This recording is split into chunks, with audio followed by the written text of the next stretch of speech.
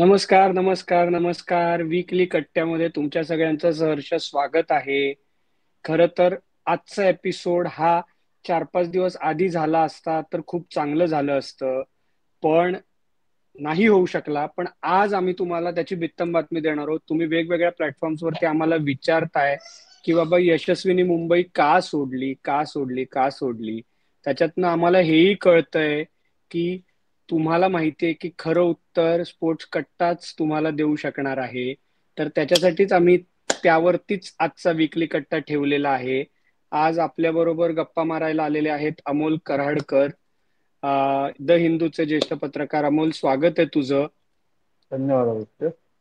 तर आपण अमोल सुरुवात करूया. मला वाटतं यशस्वीला मुंबईनी सोडून दिलंय हे तर नक्की आहे. एनओसी दिलेलं आहे त्याला गोव्याला जायला. पण त्याला मुंबईनी थांबवलं का नाही बाबा? मुंबई क्रिकेट संघटनेचे MCAचे सचिव अभय हडप यांनी मला सांगितलं की आमच्यासाठी थोडंसं आश्चर्याची गोष्ट होती, पण जर एखाद्या खेळाडूला जायची इच्छा आहे तर आम्ही का त्याला थांबवू?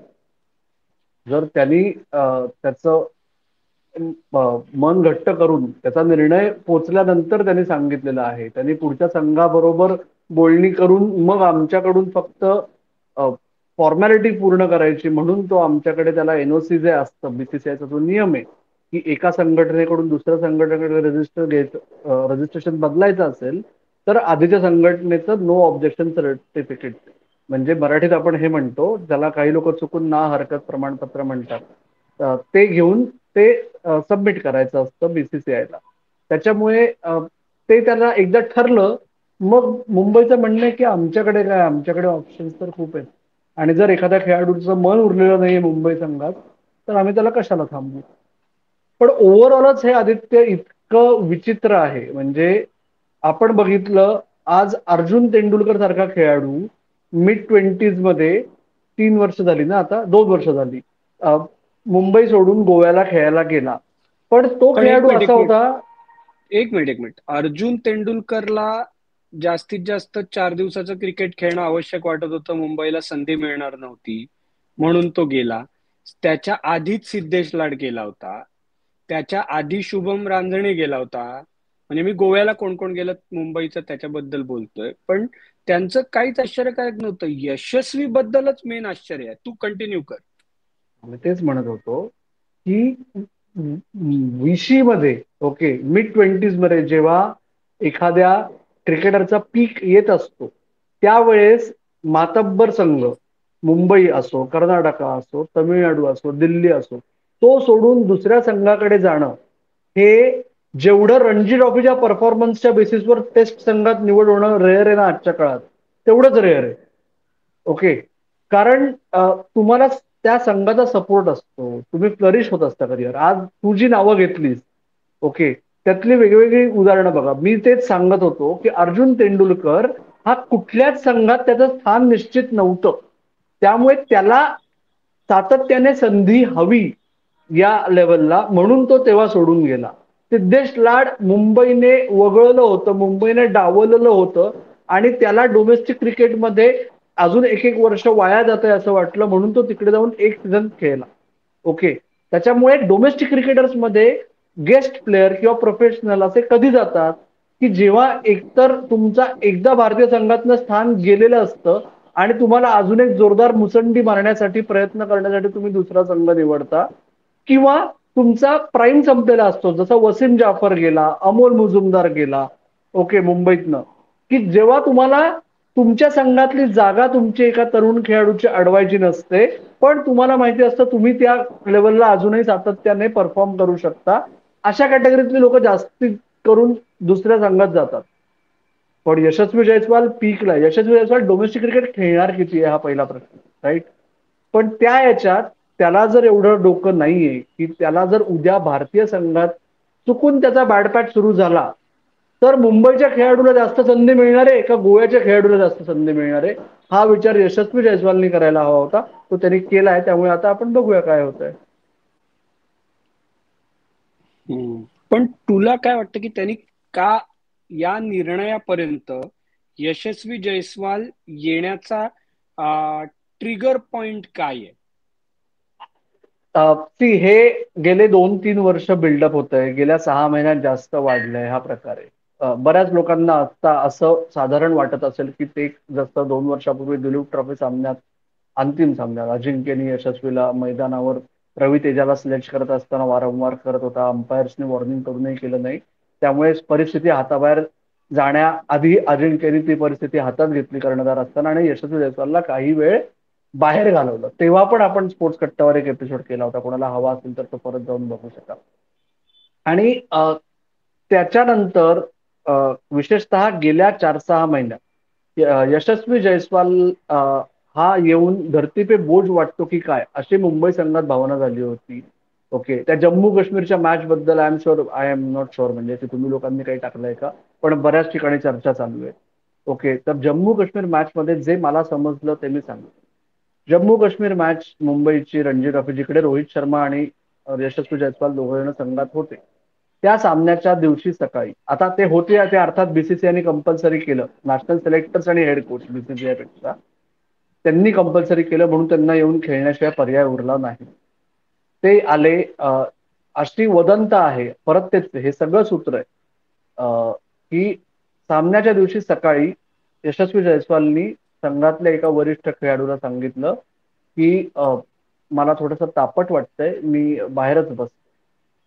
ते जेव्हा कर्णधाराला कळलं, कर्णधार अजिंक्य राणे होता, त्याने सांगितलं डॉक्टरला, टीम डॉक्टरला त्याचं ताप वगैरे आणि तो एकदम नॉर्मल होता त्याचं बॉडी टेम्परेचर.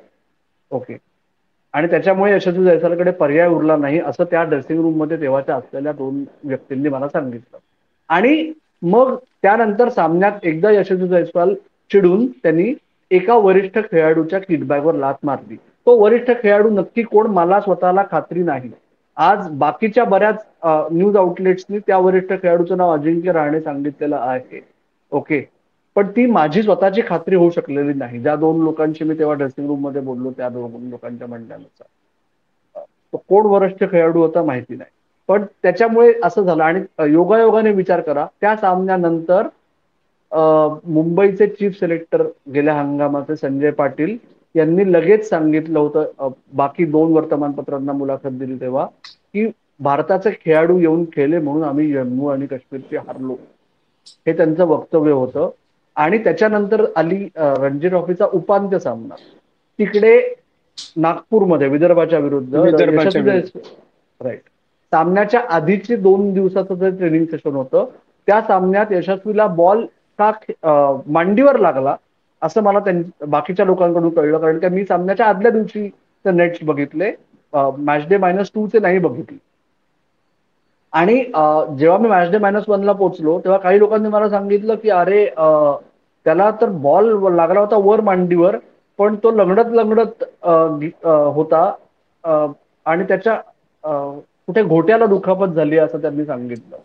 ओके, आणि त्याच्यामुळे असं कळलं की चीफ सिलेक्टरकडे तो लंगडत लंगडत गेला. काही लोकांचं असं म्हणणं होतं की त्याची बहुतेक फ्लाईट तिकीट त्यांनी आधीच बुक केली होती, मला माहिती नाही.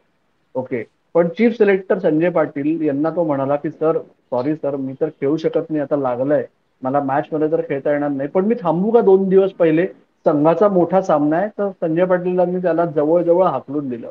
ते त्याला म्हणले तू माझ्या चालता हो माझ्या नजरेपासून, तू आत्ताच्या आत्ता परत मुंबईला जा, मग तुला हवं तिथे जा, बंगलोर किंवा अजून.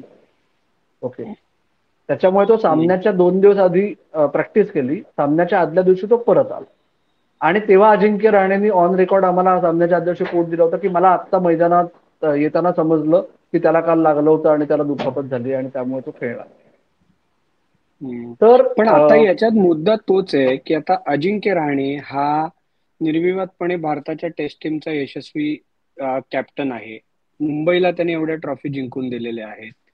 तर एवढं व्हायला नको की म्हणजे काही या लहान मुलांना किंवा काही या 20-22 वर्षाच्या मुलांना रिस्पेक्ट हा शब्दच माहिती नाहीये. माय वे और हायवे अशा पद्धतीनेच वागायचंय का? म्हणजे अजिंक्यने त्याला समजा काही सांगितलं असेल की तू गप्प बस, तू खूप जास्ती स्लेजिंग करतोयस, तर तू शांत राहा. तर याच्यात अपमान होण्यासारखं काहीच नाहीये. म्हणजे ही 2 वर्षाची गोष्ट असेल तर 2 वर्षानंतर 2 वर्षातही त्यांच्यात जर का विस्तव जात नसेल तर म्हणजे हा त्याचा काय म्हणता येईल तरुणपणातला ॲरोगन्स म्हणायचा का यश डोक्यात गेलंय म्हणायचं? हा जत्राचा प्रश्न आहे. 2 वर्षापूर्वी ही फक्त सुरुवात होती. 2 वर्षाचं कारण नाहीये, हा बिल्डअप आहे आणि फक्त अजिंक्य राहणे कारण नाही. बरोबर. हे पहिल्यांदा आपण लक्षात घ्यायला पाहिजे. आज यशस्वी जयस्वालला कदाचित असं वाटत असेल, जे खरं आहे, तो आत्ताच्या घडीला भारताचा 1 नंबरचा टेस्ट क्रिकेटर आहे, टेस्ट ओपनर आहे. ओके. पहिला प्रेफरन्स टेस्ट ओपनरच्या यादीत पहिलं नाव यशस्वी जयस्वालचं लिहिलं जातं. त्याचा ओपनिंग पार्टनर इंग्लंडमध्ये कोण हे प्रश्नचिन्ह आत्ताही कायम. बरोबर. त्याच्यामुळे यशस्वी जयस्वाल त्याच्या पीकला आहे. यशस्वी जयस्वालनी गेल्या 2 वर्षात फक्त भारतीय संघात पदार्पण नाही केलं, भारतीय संघात स्वतःचं स्थान पक्क केलं. फक्त टेस्ट त्याच टीम मध्ये. बरोबर ना, फक्त टेस्ट टीम मध्ये चॅम्पियन्स ट्रॉफीच्या संघात त्याची वर्णी होती आणि त्याला रिप्लेस केलं गेलं. आता त्याच्या मागे डिसिप्लिनरी कारणं आहेत का, हा प्रश्न आता उपस्थित केला जातोय गेल्या आठवड्याभरात. असूही शकतील, तेव्हा सांगितलं गेलं कॉम्बिनेशन, राईट. आणि पण T20च्या नंतरच्या टीम मध्ये तो नव्हता. T20च्या टीम मध्ये आत्ता असं आहे, जे सांगितलं गेलं होतं की ज्या मधल्या सिरीज होत्या ऑस्ट्रेलियाच्या आधीच्या, तेव्हा त्याला ऑस्ट्रेलियाच्या तयारीवर फोकस करू दे असं सूत्रांनी मला सांगितलं होतं. ते मी तुम्हाला सांगतोय. अरे बाबा, ओके. ऑस्ट्रेलियाच्या नंतरची सिरीज झाली त्याच्याबद्दल बोलतोय मी. आता पण आपण खेळलो ना इंडियामध्ये. हो बरोबर. मग तेच सांगतोय की मी आत्ता त्या त्यांनी सिरीज मला बद्दल बोलतोय, मी त्या मला सिरीज जे बद्दल बोल.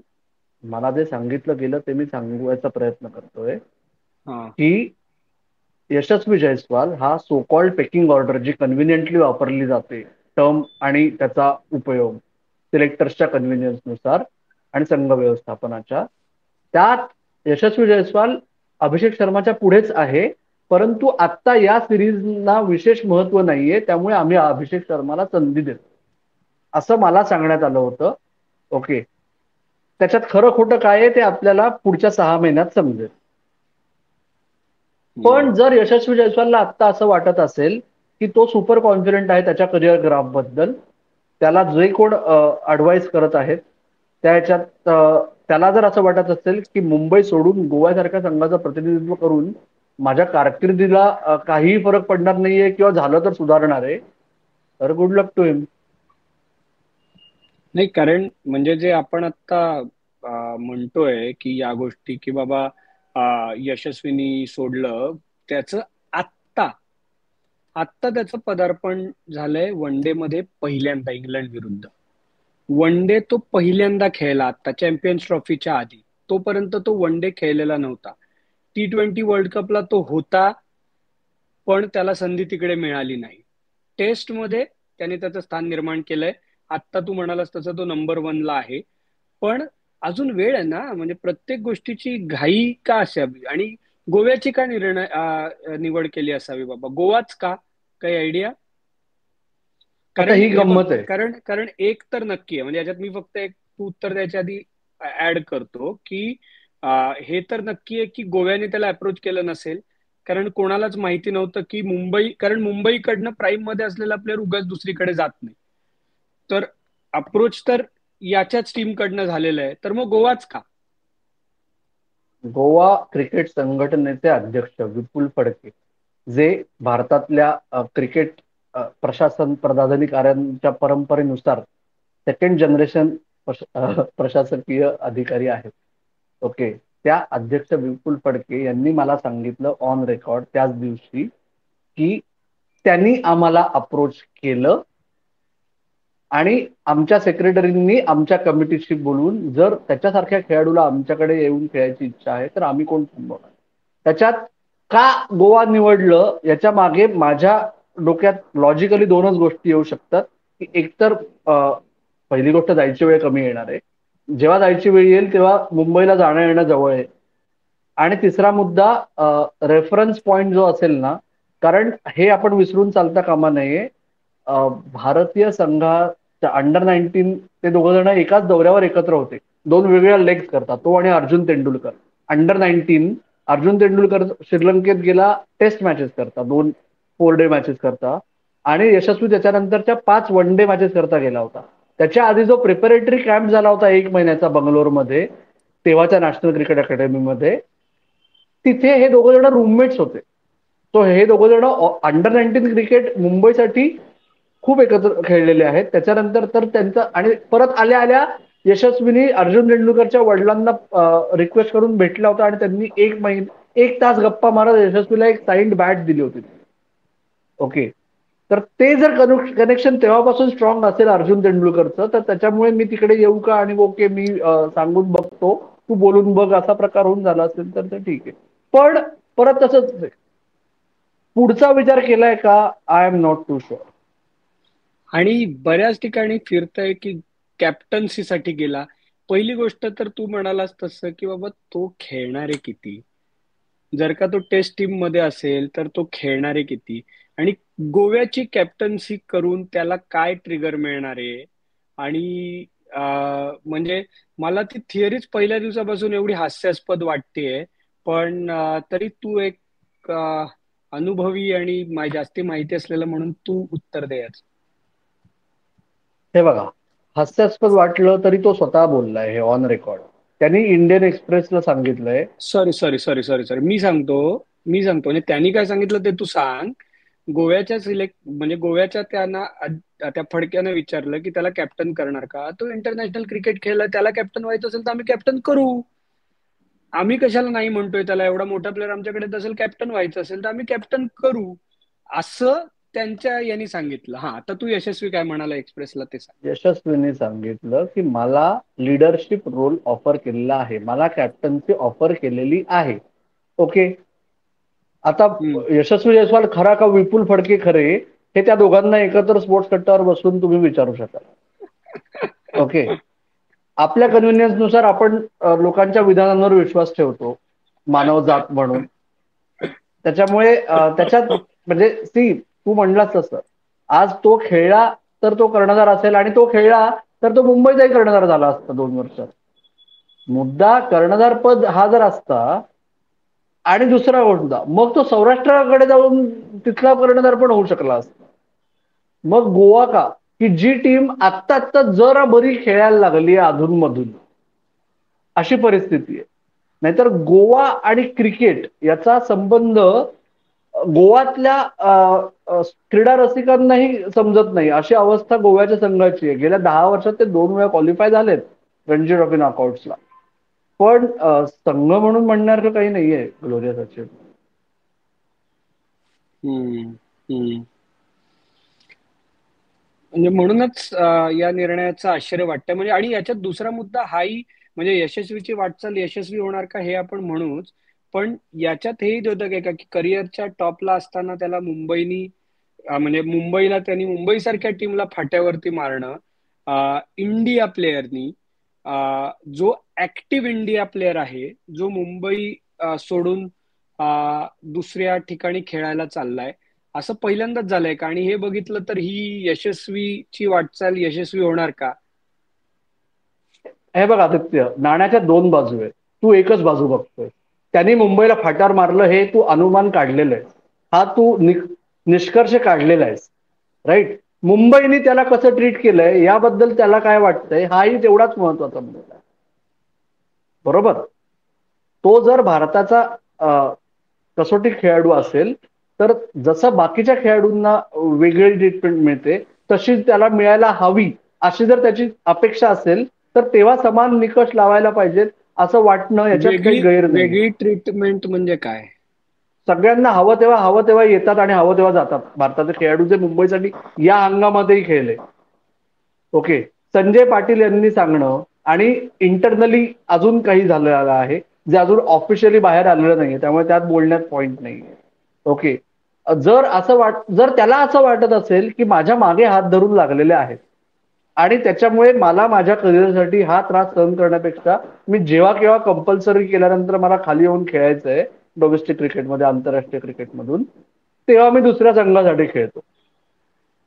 तर याच्यात चूक कोण बरोबर कोण, म्हणजे यशस्वी जयस्वाल चूक का यशस्वी जयस्वालनी वेळेत निर्णय घेतला, हे आपल्याला पुढच्या 3-4 वर्षात समजेल असं मला वाटतं. नाही, कारण वरची वाटचाल थोडी खडतर झाली तर खाली येऊन खेळावंच लागणार आहे ना, तेव्हा लक्षात येईल. त्या प्रत्येक जण एक्झॅक्टली. काही एक्झॅक्टली. हे घेऊन येत नाही ना अमरपट्टा की बाबा वरती खेळणारच आहे आणि वरती दरवर्षी खेळणारच आहे. आणि पुढची सिरीज तर इंग्लंडची आहे, 5 टेस्ट मॅचेस आहेत. बघूया आगे आगे दिखते होत आहे क्या. कारण हे जे आत्ताचं जे वर्तन आणि आत्ताचा जो ॲरोगन्स वाटायला लागलाय, जो आधी सुरुवातीला वाटत नव्हता, तो बघितला तर जरा गाडी घसरते असं वाटायला लागलं. म्हणजे राईट. मला तरी वाटतंय याच्यात, म्हणजे बाकी लोकांना काही IPL ची मॅच बघताना किंवा इंटरनॅशनल मॅच बघताना असा कुठे फील आला असेल तर लोकांनीही कमेंट्स मध्ये सांगावं आपल्या कट्टेकऱ्यांनी.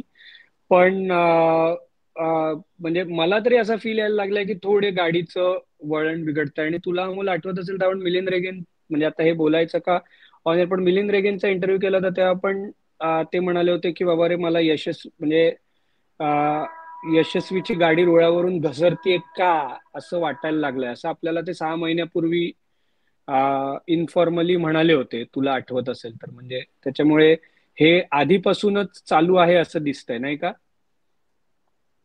मी म्हणलं तसं की गेल्या 2 वर्षात एक ग्रॅज्युअली बिल्डअप झालंय, काडीमोड अखेर झालाय. ओके, एका दिवशीच्या छोट्याशा भांडणावरून काही बिनसलेलं नाहीये हे.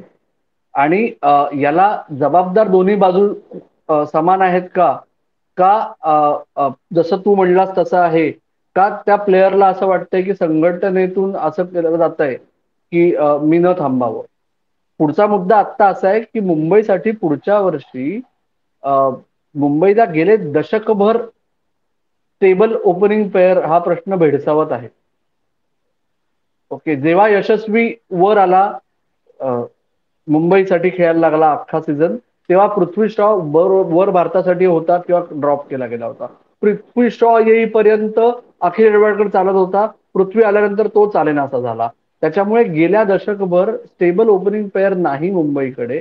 ओके, आणि अशा वेळेस जेव्हा केव्हा येईल तेव्हा यांनी फायदा होईल का? आत्ता तुम्ही दोनच खेळाडूंवर तुमची भिस्त ठेवली आहे आणि तिसरा खेळाडू त्याच्यात मध्ये येऊन द्यायचा नाही, असं जर प्लॅन असेल आणि जर त्या दोघांपैकी एक जण एक स्टेप वर गेला तर कोण, हा परत प्रश्न मुंबईसाठी आहे.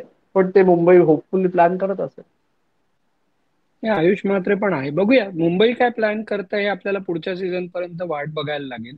पण आत्ता मात्र यशस्वीनी मुंबई सोडलेली आहे आणि ही मोठी बातमी आहे. आणि फक्त टेक्निकॅलिटी एक सांगतो, कधी त्याला परत यावंसं वाटलं मुंबईला तर अमोल 1 वर्षाचा कूलिंग ऑफ पिरियड असेल, जर का त्याला मुंबई क्रिकेट असोसिएशनने परत घ्यायचं मान्य केलं तर. बरोबर.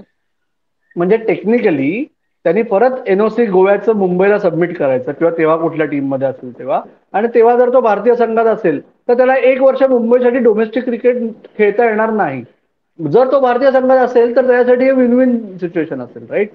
हे विसरता कामा नये की मुंबई क्रिकेट संघटनेची निवडणूक आहे यावर्षी, पूर्ण पूर्ण निवडणूक. त्याच्यानंतर परत काय पारडं फिरतंय, काय चक्र फिरतायत माहिती नाही आपल्याला. त्यामुळे कळेल आपल्याला पुढच्या 2-3 वर्षात. नाही, भारतीय क्रिकेटच्या दृष्टीने म्हणजे तो आता, म्हणजे मुंबई क्रिकेटच्या दृष्टीने काय चांगलं काय वाईट हे आपल्याला पुढच्या रणजी सीझन मध्ये कळेल. पण भारतीय क्रिकेटच्या दृष्टीने यशस्वीची गाडी न घसरणं, अजून एक पृथ्वी शॉ न होणं, हे अतिशय महत्वाचं आहे. तर त्या दृष्टीने आपण सकारात्मक दृष्टीने विचार केला तर आपण अशी आशा करूया की तो, या सगळ्या गोष्टींचा त्याच्या बॅटिंगवरती परिणाम होणार नाही. आणि ती एक बाजू तो भारताच्या टेस्ट टीमची तरी लावून धरेल. वन डे टीम मध्ये तो एकच मॅच खेळलाय, T20 तो 23 खेळलाय, पण त्या संघात, त्या दोन्ही संघात तो अजून स्थिर नाहीये. पण तिन्ही फॉर्मॅटचा प्लेअर तो होऊ शकतो अशी त्याची क्षमता आहे. तर ती होईल अशी आपण आशा बाळगूया. हा, तुला काहीतरी क्लोजिंग कमेंट्स करायचे आहेत? एकच शेवटचा मुद्दा तू म्हणलास तसं की ही जी अनिश्चितता होती किंवा त्याच्या मनातील विचारांची वादळ जी काय होती, त्याच्यामुळे कदाचित पहिल्या आयपीएलच्या पहिल्या 3 सामन्यांमध्ये त्याच्या धावा झाल्या नाही. NOC सबमिट केल्यानंतर त्याने जी पहिली खेळली त्याच्यात त्यांनी 42 का 43 चेंडूंमध्ये 67 धावा केल्या. त्याच्यामुळे जर तो प्लेयर काय क्लासचा आहे हे खूप जवळून बघितलंय. त्याच्यामुळे त्याचं चित्त थारावर येऊन, मन स्थिर होऊन, त्याला खेळावर जास्त लक्ष विचलित करता येऊन त्याला आणि भारतीय संघाला तू म्हणलास त्याचा फायदा झाला तर चांगलंच आहे.